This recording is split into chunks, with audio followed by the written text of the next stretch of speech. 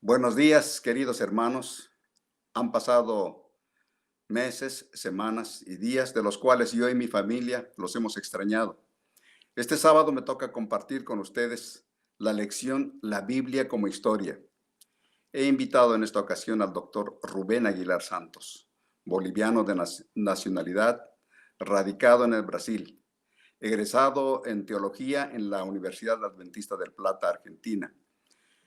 Hizo también licenciaturas en química y biología, también con una maestría en arqueología bíblica en Andrews University. Y finalmente un doctorado en historia antigua en San Pablo, Brasil.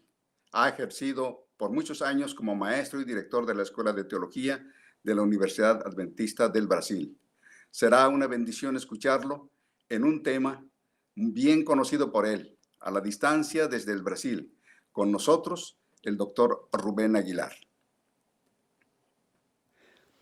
Apreciados hermanos, un saludo para todos, principalmente para aquellos que disfrutan del estudio de las Sagradas Escrituras. En este trimestre, los estudios de las lecciones de la escuela sabática están relacionados a la manera de interpretar las Sagradas Escrituras. Y en esta semana tenemos el tema de la Biblia y la historia. Muchos grupos religiosos, no cristianos ni judíos, piensan que los relatos históricos de la Biblia no pueden ser evidenciados. Sin embargo, existen algunas evidencias para ratificar y confirmar la descripción histórica de la Biblia. La palabra historia es una palabra derivada del griego, casi con la misma fonética, historia, que significa relatar, contar, describir. Y la descripción de eventos y ocurrencias que ocurrieron a lo largo de la historia de la humanidad están basadas, fundamentadas en evidencias. Sin embargo, cuando se quiere comprobar los relatos de la Biblia en muchos aspectos, no existen evidencias. Pasaron muchos siglos de silencio y en los 2 últimos siglos, en décadas anteriores a nuestro tiempo, se desarrolló una ciencia moderna que trata de aspectos del pasado. Es la arqueología y en forma más adecuada la arqueología bíblica. Para relatar la historia nos mencionamos que es necesario evidencias. Uno de los grandes principios para dividir el periodo histórico es el surgimiento de la lengua escrita, el aparecimiento de las letras, los signos de escritura han identificado el periodo de la historia.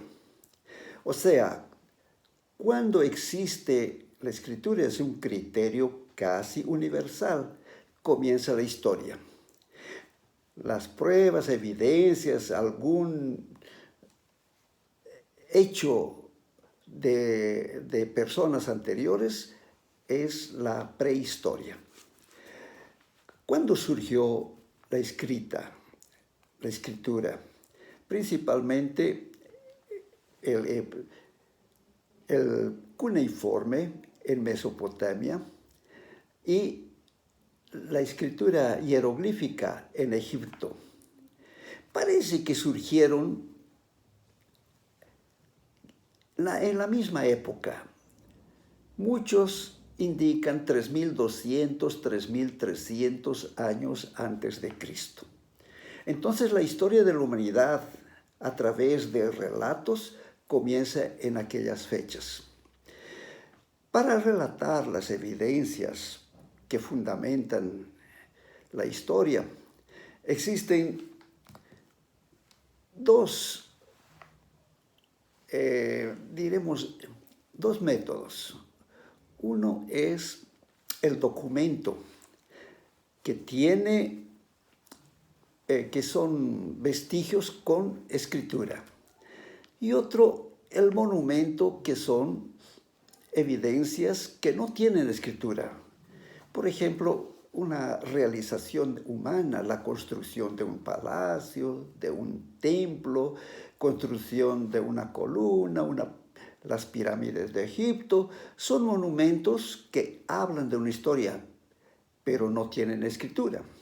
Ahora, documentos donde tienen escritura son más evidentes, más claros. Sin embargo, en la historia bíblica, que comienza con el aparecimiento del primer hombre desde Adán, sigue las grandes generaciones de los patriarcas, la historia del patriarca Abraham, sus hijos Isaac, Jacob, después el periodo de la esclavitud, la legislación de Moisés, el periodo de los jueces, y sigue entonces el periodo de los reyes, la monarquía única y la división del reino de Israel. Para relatar esos eventos históricos, el escritor de la Biblia no lo hace basado en evidencias, como los escritores de historia de las otras naciones o de las otras épocas. El relato histórico de la Biblia es singular, único, porque no se fundamenta en evidencias, sino es el fruto de la revelación divina. Moisés escribió la historia del primer hombre, las primeras generaciones, la historia del diluvio, de la Torre de Babel, la historia de los patriarcas, sin tener ninguna evidencia. Fue una revelación divina. Y los otros historiadores igualmente, porque la historia de la Biblia no es un relato de algo pasado. Su singularidad todavía es más marcante porque puede el relato histórico de la Biblia anteceder a los eventos. Se escribe en forma anterior a un acto histórico que debe ocurrir. Por ejemplo, la destrucción del imperio asirio, que fue indicado por el profeta Isaías. La destrucción de Babilonia, igualmente, el mismo profeta Isaías indicó cómo sería la destrucción de Babilonia, el desvío del río Eufrates, el cautiverio babilónico, el tiempo del cautiverio babilónico que fue indicado por el profeta Jeremías. Relataron la historia de un evento histórico que todavía no había ocurrido en la época cuando fue escrito. En relación al periodo patriarcal, para que los que reciben beneficio del estudio de la palabra de Dios puedan confirmar su confianza y su fe, debemos indicar que esos relatos tan extraños, algunas veces que nos traen problemas, dificultades y hechos tal vez increíbles, tienen evidencias que la arqueología ha traído. Veamos en la historia de Abraham, que se repite en la vida de los otros patriarcas. Abraham, cuida la propiedad. Y para que esa propiedad no se pierda, es necesario que tenga un descendiente, un heredero. Sin embargo, Abraham no tenía hijos. Entonces, él debe adoptar a un heredero, aquel que reciba en herencia las propiedades del patriarca, que puede ser un pariente, alguien libre, hasta un esclavo. Abraham escogió el esclavo Eliezer que nació en Damasco para ser su heredero. Ahora, cuando Sara, que fue su esposa legítima, no tuvo hijos y no podía concebir, ellos tuvieron la idea de tener un heredero, un hijo, a través de la sierva de una joven que acompañaba a la esposa Sara. Y nació ese hijo.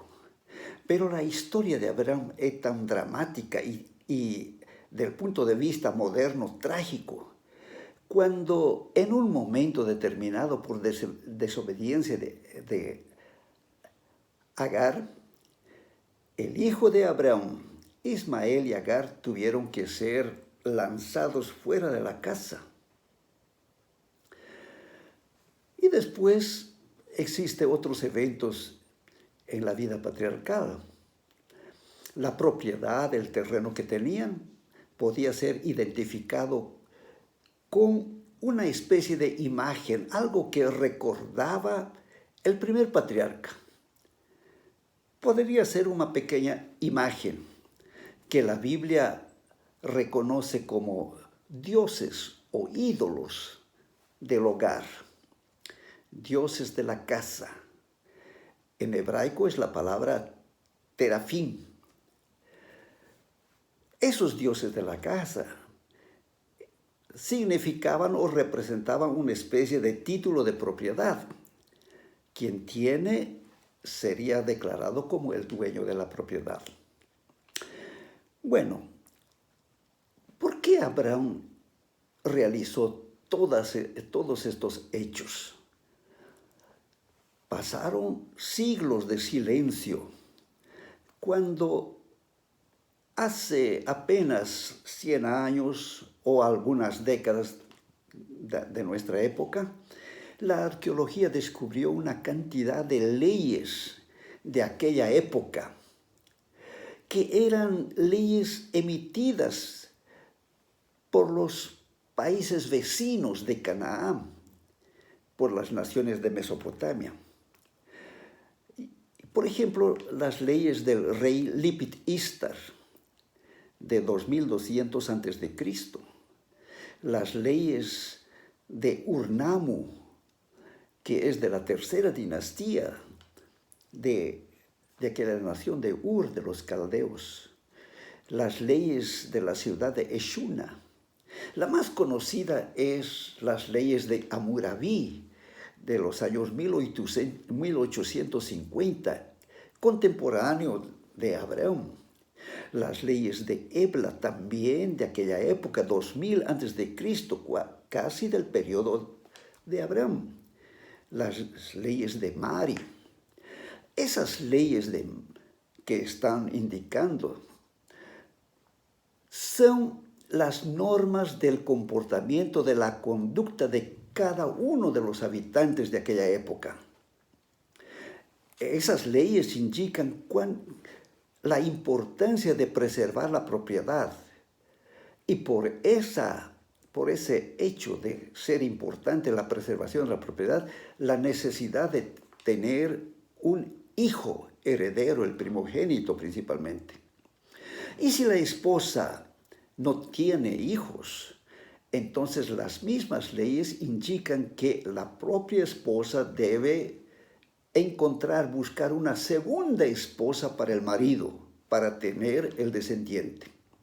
Inclusive en las leyes de Hammurabi se menciona que la esposa puede buscar una segunda esposa en un lugar donde se concentraban varias señoritas, mozas, que eran prisioneras, como prisioneras de guerra, algunas eran huérfanas, mas todas eran solteras.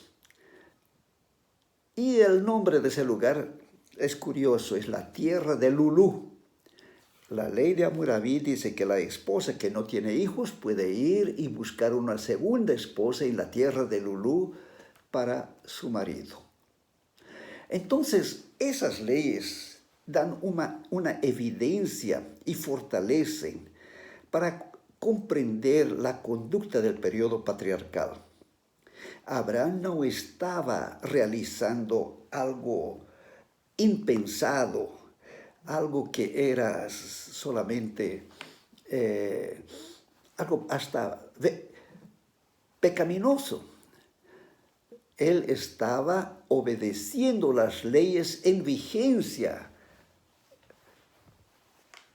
de la sociedad en la cual él vivía.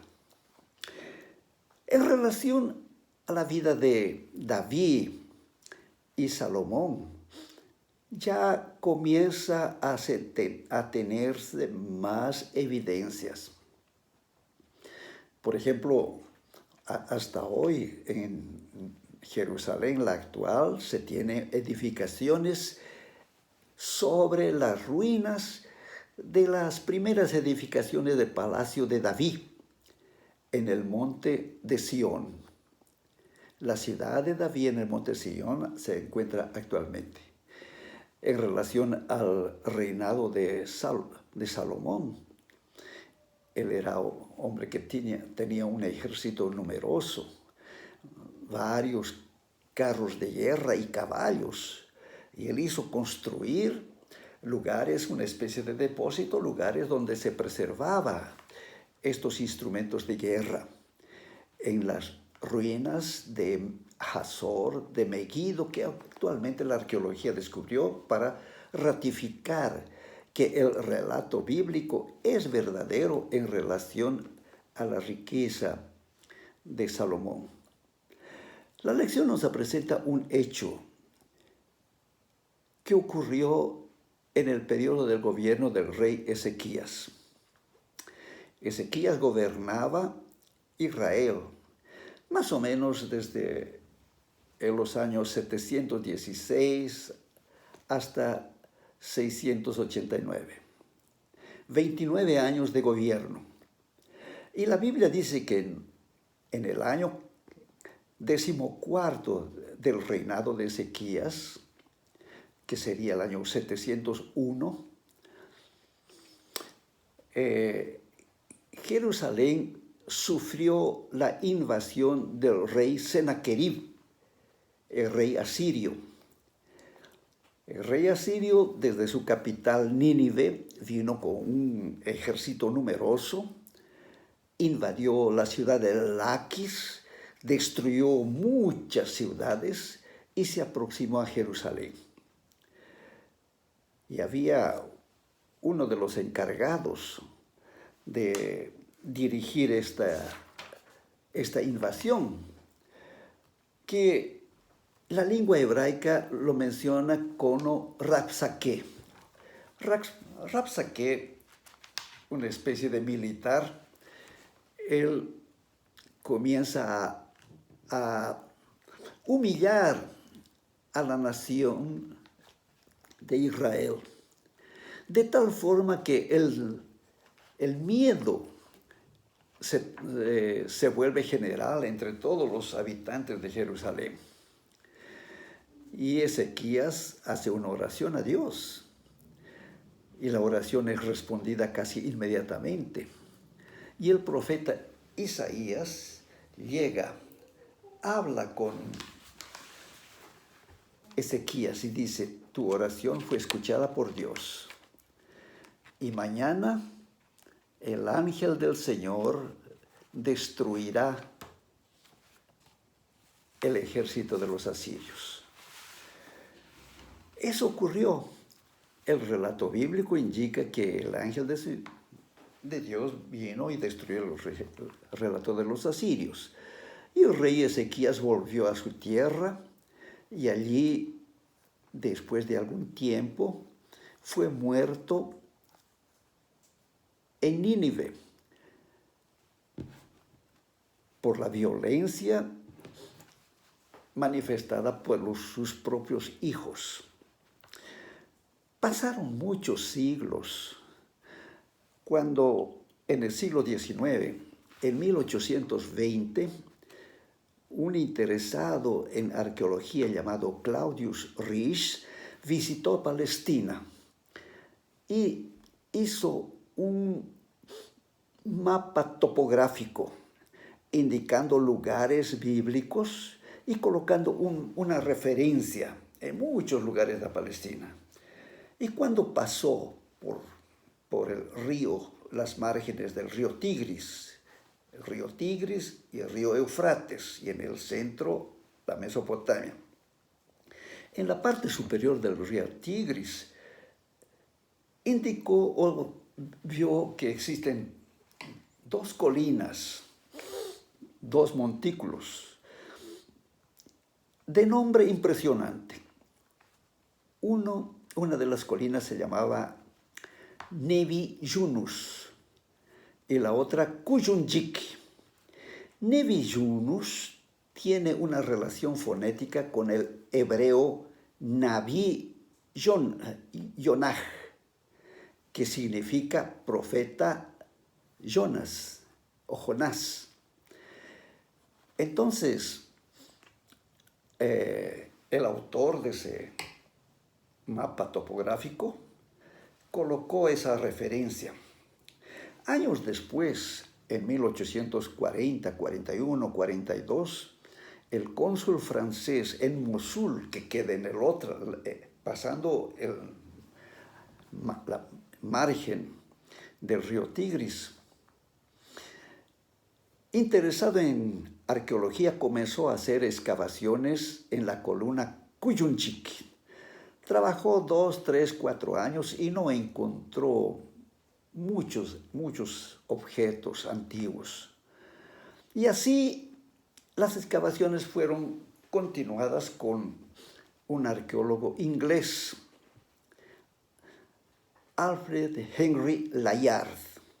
El señor Layard tuvo más fortuna.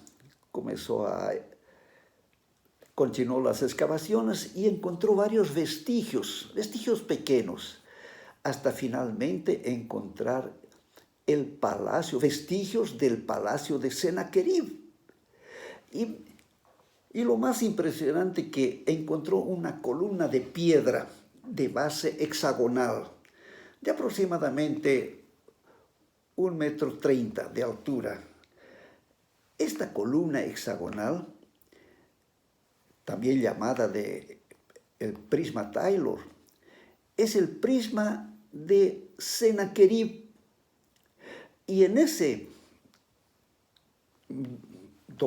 monumento, el rey Sennacherib relata la campaña militar que realizó por las tierras de Palestina, la invasión de Laquis, cómo él se apoderó de grandes ciudades y cómo él rodeó la ciudad de Jerusalén. Indica que había aprisionado al rey Ezequías, al rey de Judá, Ezequías, como una ave en una jaula. Pero no indica él por vergüenza, que su ejército había sido destruido, mucho menos por un ángel de Dios. Ese objeto arqueológico ratifica el relato bíblico. No estaba siendo una descripción soñada, pensada por el autor, sino algo que era evidente, que ahora se puede ratificar con ese hallado de hace poco tiempo. En relación a la historia de Daniel, hay mucho, arqueología ha descubierto muchas cosas que pueden evidenciar el fato de la historia de Daniel. Comencemos indicando que el reino asirio fue destruido en 611 a.C. por el rey Nabopolassar, un rey de Babilonia. Babilonia queda en el sur y Nínive en el norte. Es una distancia bastante grande, pero Nabopolassar, con ejército y ayuda de otras naciones, destruyó a la ciudad de Nínive en 611. Y ese hecho causó temor a la nación de África, Egipto. Y el faraón Necao preparó un ejército para poderse enfrentar al ejército de Nabopolassar. Y ese enfrentamiento ocurrió en 609.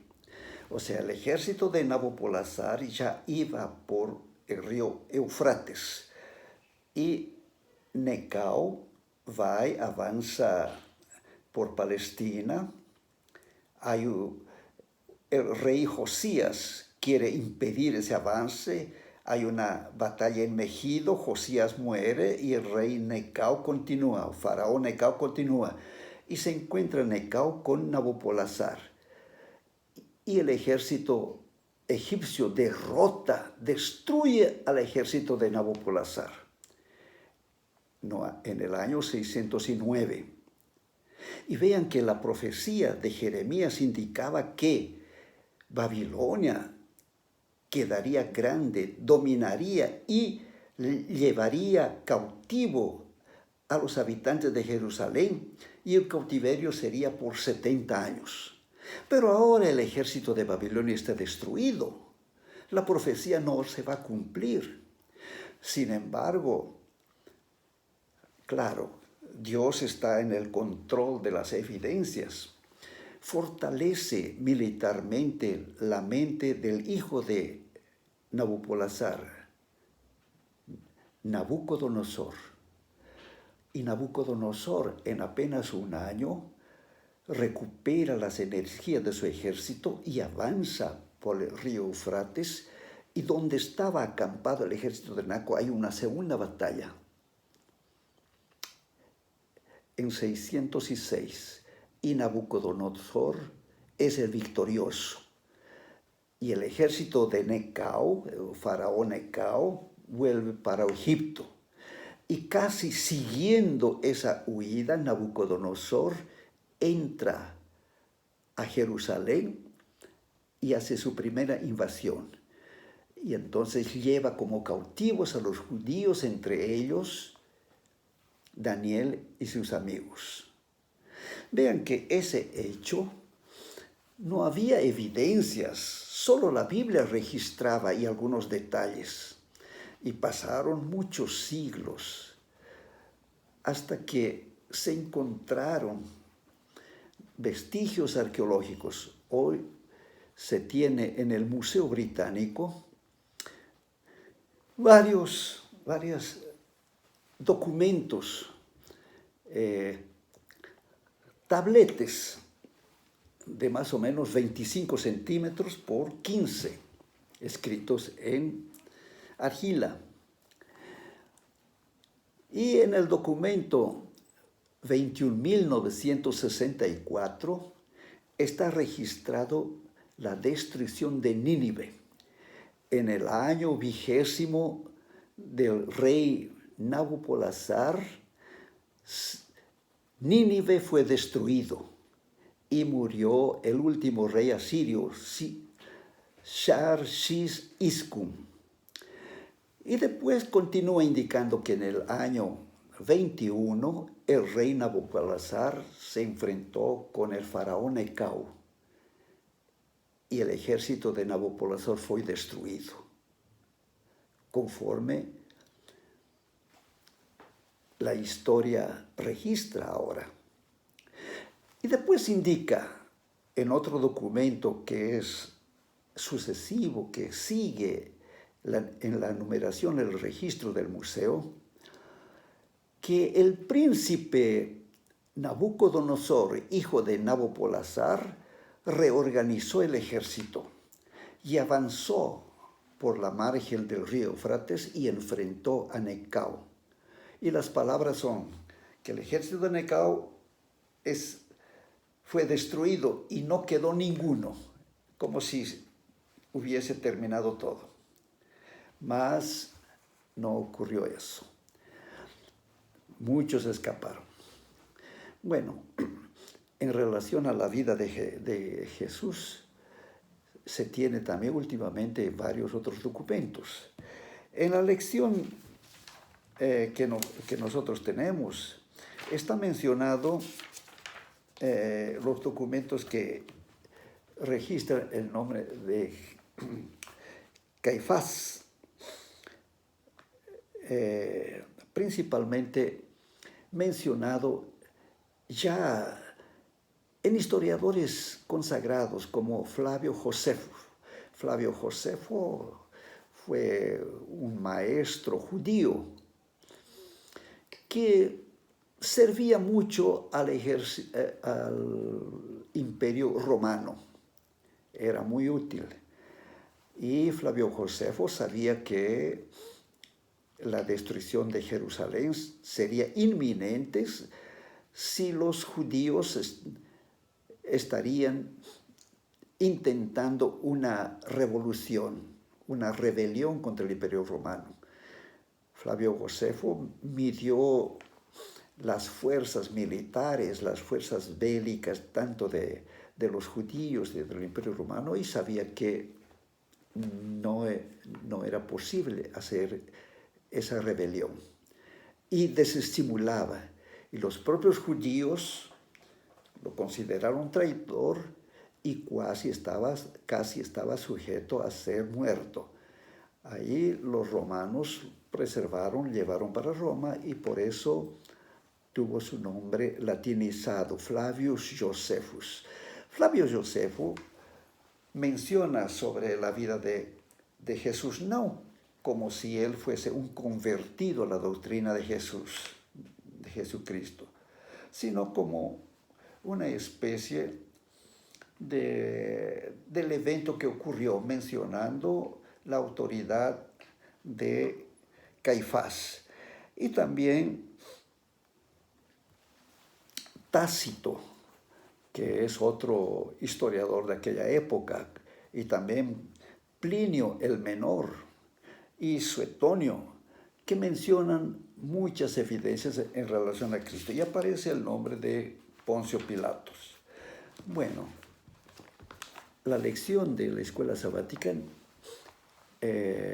nos da un apelo a reconocer, aunque no tengamos evidencias plenas que justifiquen los detalles de la historia bíblica, lo que tenemos ya es suficiente para registrar y hacer crecer nuestra fe. Así Pablo, después de la muerte de Cristo, un gran discípulo, Pablo reconoció como verdadera la historia de los héroes antepasados del Viejo Testamento.